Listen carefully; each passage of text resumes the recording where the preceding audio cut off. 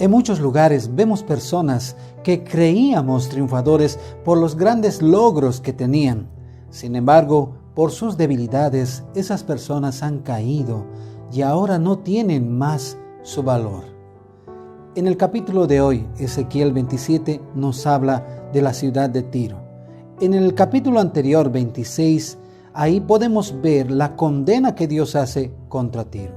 El versículo 3 del capítulo 27 dice: «Di a Tiro, que está situada a la entrada del mar, mercado de los pueblos de muchas islas, así dice Dios el Señor. Tiro, tú has dicho, yo soy de perfecta hermosura. En el corazón de los mares están tus fronteras, tus edificadores perfeccionaron tu belleza». Y así va describiendo los grandes logros que tenía Tiro. Pero Tiro es destruida por sus debilidades, por su desobediencia y por hablar mal de Jerusalén, la ciudad de Dios. El versículo 34 dice: «Ahora eres quebrantada por el mar en la profundidad de las aguas. Tus productos y toda tu compañía han caído contigo». Quizás tú admiras a personas que tienen grandes logros, pero no mires solamente sus grandes logros.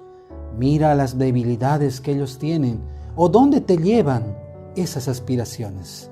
En este momento pedimos que tú puedas inclinar toda tu vida hacia Dios y que sea Dios el que te dé los logros que realmente mereces.